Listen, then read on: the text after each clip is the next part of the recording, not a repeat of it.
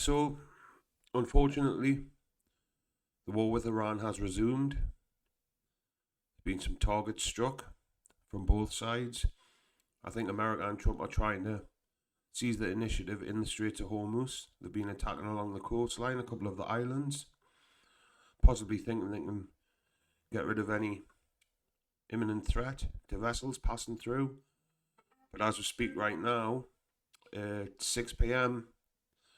English GMT, the straits are closed. But we're going to get into what Trump has been saying about this and two of the best in the business here. Yeah, what they've got to say. Well, let's now talk about here's how Donald Trump now is speaking, not just on Truth Social, but how he's speaking about the next phase of this thing and how this and where this is all going. So here is to Fox News what Donald Trump said about Carg Island. It seems like there's an obsession with Carg Island again, and here is what he said about that. The representative saying your phone They're call. finished. Excuse me. They're finished. But the papers, the media refuses to write it. They're finished. We can walk in there tomorrow. We could take soldiers. I don't want to have boots on the ground, but if I wanted to, we could put a small group of soldiers and take over the whole place. So the whole place. And then this is what he hopes Iran will do and believes should do. It's very offensive. I mean, this is just akin to if there was any talks between the U.S. and Iran before this, I can't imagine that this doesn't completely eradicate them. It could be the greatest deal in history. They could wave the white flag of surrender. They could say, we surrender, we're finished, we've had it. The United States is the greatest power. Praise be to Allah. And they could do all of this. They could say it loud and clear, and the fake news would say it was a great victory for Iran. I mean, it's the craziest thing I've seen. So this is Donald Trump's thoughts, and he did promise that tonight there would be more strikes. Your thoughts, though, Larry, and then Colonel Wilkerson. About this posture, it does seem like we are back to where we were far before the April so-called, ceasefire that wasn't. Well, I defer to Robert Barnes, who has actually had interactions with Trump. He was his attorney at one point. And, let's say 4 or 5 years ago when he dealt with Donald Trump, he actually, he's not a stupid person. He would ask lots of questions, and he would seek lots of different opinions. He wasn't just listening to one person, and he'd get contrasting opinions. He would work through those options. That's not him today. He is 180 degrees opposite from that. He's become brittle, mentally brittle, and gets locked into these things that he believes, even though they're not true. He believes they're true, which is called confabulation. And so that's what makes it so dangerous. This notion that we could waltz into Carg Island, not understanding that. So now summer has hit. Temperatures at Carg Island are 105 degrees. First of all, you got to figure out how are you going to get, let's say, a battalion of soldiers on there. So 82nd Airborne. So you're going to do what? I mean, what's the mission? And once they're on that island, how do you keep them resupplied? Because, in particular in this kind of heat, and these soldiers are going to be wearing body armor. So, and they're carrying heavy ammunition loads. So a lot of weight. And so they're very quickly going to burn through the water. And then if you're dehydrated in that kind of environment, you die, or you pass out, you're incapacitated. So again, they haven't thought this through, and just assuming you can get them on board the island. Let's say let's say the battalion is 800 guys. So 90 of those can go on one JC, one C-130J with a full combat load. So do the math. 90 times. So you're going to need close to, 10 aircraft to get them all there. And our total contingent of C-130s in the entirety of the force is 33. And they're going to be flying in against air defense systems, even though hopefully they're suppressed. And then what, are they going to jump out? Are they going to try to land? And then, once they're there, how do you resupply them? Because they'll burn through quick if they are contested and they're fighting back against armed people on the ground. But also the other thing the Iranians have done, they mined the Karg now. So you have to go in with a demining team, which is great if you're in a non-hostile environment, but they'll be in a hostile environment. So none of this adds. I mean, he's not thinking through any of this. I'm not saying those are insolvable problems, but you got to put resources and have a plan in place to solve them. And Trump's not doing it. He's now throw the Jello at the wall and see what sticks. Yeah, Colonel Wilkerson, same to you. Well, I think Larry's right. I have to go back to Trump and say, okay, you're saying all these things, which Larry has, I think, described quite well the impossibilities of, or the dangers of, or the impracticalities of at best. And Trump is saying them, and I'm wondering to myself, what is the military saying when he says these things? I mean, has he given them this mission, and has this mission been articulated down to the troops that are going to have to carry it out? Do the commanders in this chain know what they're doing?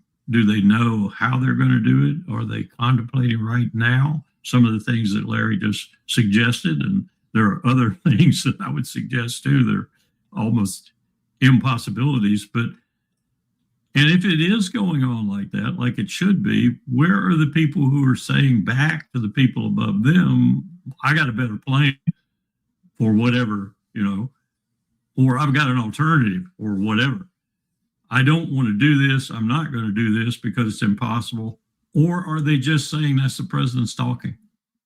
And, Bradley Cooper's not interpreting it, if you will, down through the chain. I don't know. It's just, I'm trying to put myself in the place and say, what if I got this warning order? And what if I started planning and then the word came down to do what Larry just said, however you do it, with Ospreys or CJ-130s or whatever?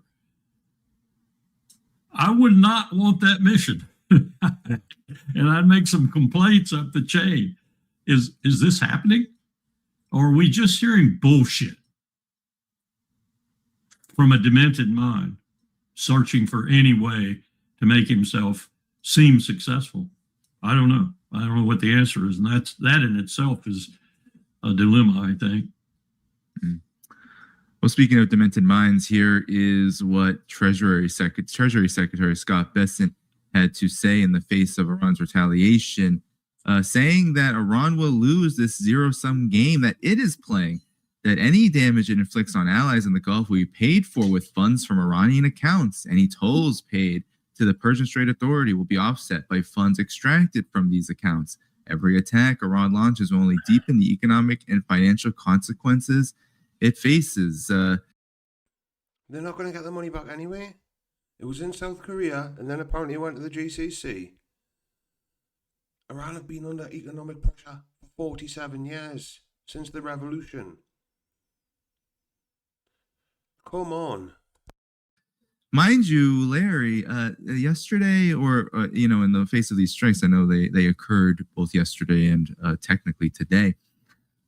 They have announced that the Strait of Hormuz is closed, and then CENTCOM says, nope, it's open. But Iran is firing at tankers. They're stopping tankers. They've just warned, I believe, anyone fishing in the area to not be fishing in the area. So it looks like it's closed completely. The oil markets are not even reacting to this. It's a very strange moment. I want to know your reaction to these comments, but especially the consequences of the war on the economic front. I've been saying there's been a lot of whistling past the graveyard and manipulation, as we have all talked about on this show. But what's your thoughts on this? Danny, let me just say one thing before you go to Larry. Sure. I would have put at the bottom of that, if I were Scott Bessent, when we win. How do you do any of that if you haven't won, at least partially, if not completely? Yeah, everything you learned, those of you who went to college and had to take an economics course, you were taught that the market, you got this thing called a free market, that they respond to pressures, supply and demand, very, very simplistic. But now we're out in the real world and we find out, no, it's like a casino run by the mafia. So the house is always going to win. Sometimes though the house loses control, like if the casino itself catches on fire, that makes it a little tough to cheat. But they're clearly cheating here on this, artificially suppressing the price of oil, doing that in part by draining strategic reserves around the planet. The United States is going to be basically close to zero within another 3 weeks. Then it's going to be interesting because there actually will be a demonstrable shortage of oil, both for refining for gasoline and aviation fuel, as well as the heavy crude for diesel fuel. These threats that they're going to destroy Iran's oil infrastructure. You got to then go back and say, okay, Besant, then why in the first week of this war, in the first week of March, did you lift sanctions on Iranian oil? Why did you do that? Well, the reason they did it is they absolutely needed that oil out of the market. Otherwise, they feared there was going to be a big crisis. And now they're claiming that they can take it off and it's going to be inconsequential. No, this is an administration that's completely under control of emotions. There's no thinking. There's no strategy. It's simple reaction. And is the president angry or not? And what's he angry at? And therefore, we're going to punish those who made him angry. So this is Iran's move now to shut down the Strait of Hormuz. I believe what they say. Yeah. Just one thing on that, what Larry mentioned there about the casino. Trump has openly admitted he plays the stock market like a casino. And just remember, as this gets worse, and energy, oil, fertilizer, LNG all becomes scarce and the money price of it shoots right up, Trump and his aides, his close friends, his family are all profiting from this on Polymarket. Remember near the start, when the market shifted on the Monday morning and someone made $1 billion on one bet. And is that going to get investigated? It was obviously clear it was someone very close to Donald Trump who knew he was going to make that statement, because 1 minute before he did, the bet went in and they cashed it out. So while we all suffer, they don't care, man. They don't care. And they, it has been largely, if you will, open for any ship, whether it's a tanker or a container ship, that paid the fee and was not involved with supporting Israel or the United States. It was they were passing, about 20 to 30 ships a day, but those were under the control of Iran. And Besant keeps thinking that Iran's going to have to hold all of its money in dollars. Not at all. Iran is shifting its money to yuan, getting it in Chinese banks outside the reach of the United States. They've learned their lesson. Don't hold petrodollars, and other countries are following suit because they say, if the United States can do that to Iran, they can do it to me. Yeah, Colonel Wilkerson, your reaction? Well, everything that Larry just said, plus this, the chapeau. An article written in the Jerusalem Post, as I recall, bringing Mackinder back into the argument and his heartland theory, only expanding the heartland, as it were, all the way down through Central Asia and down to Iran now, and saying that what you have, and we don't recognize, we don't seem to be able to deal with it if we recognize it. What you have is a heartland now that consists of some of the biggest countries in the world in terms of landmass. That's what the heartland theory is all about, in opposition to, say, the maritime theory. And they consist of Russia, Central Asia, China, of course, and Iran, and possibly, remember, there's an I in BRICS, India, eventually. And what this means is that commerce, world commerce, and you can just look at the pipelines pumping, pipelines contemplated, pipelines under construction. World commerce with the pipelines and the railroads is going to switch from what it has been now for a long, long time, ever since the British Empire sort of made it this way, maritime enterprise to land enterprise. This has happened before in history. When that happens, the maritime powers, such as they might be, the Portuguese in the past and others, kind of dry up and kind of don't get it and wind up on the short end of the stick. And in this case, you have, as this guy was pointing out in his article, a vast accumulation of land power, accounting for about 62% of the world's population and roughly the same percentage of its GDP, and with hugely successful countries at its core in many respects. Putin, perhaps based on petroleum primarily, but other things too now, like defense industrial base capability. And you also have China, of course, now in all manner of indicators and factors, the number one power in the world, economically speaking. And now you've thrown Iran into it, and you've thrown the connectivity amongst all that into it. Land-based connectivity. So you negate the need for the high seas in many respects, and you put the land powers in ascendancy and the sea powers in descent. And that's what's happening. That is actually what's happening. All you have to do is look at the railroads and the pipelines and such as what I've said. And that's to the detriment of us if we don't recognize that pretty soon and try to accommodate and deal with it. And I don't mean accommodate it and deal with it by military force or sanctions.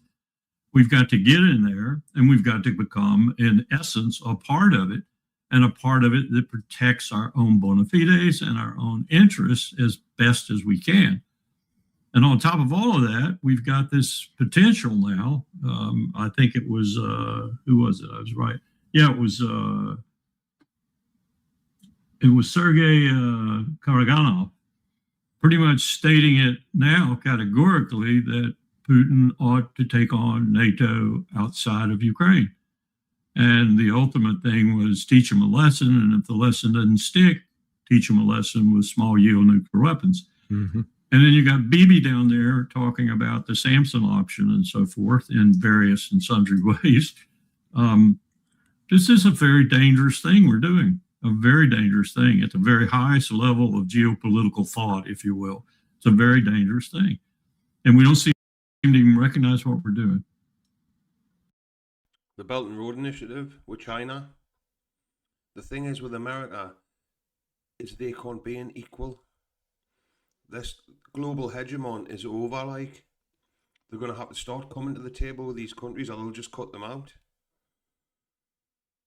And it's clear to see, anyone who studies the globe and looks at where things are going, why do you think China quietly, over the past 4 decades, have just been getting on with it in the background? Because everyone knew this day would come. Well, in the interest of the last minute or so, Larry Wilkerson, you can have final words on. And my thoughts are, is if the United States could, if it were, I think what's so interesting with I've never seen anything like this where, U.S. presidents, the military, neocons, all of them have a lot of hubris to them. It's exceptionalism. They think, they can dominate the world forever and ever and ever. That stuff, that's not a surprise. But I've never seen a time where the United States declares that they've won, that they've beaten Iran, that Iran is obliterated, annihilated. And yet things keep going the way that they're going.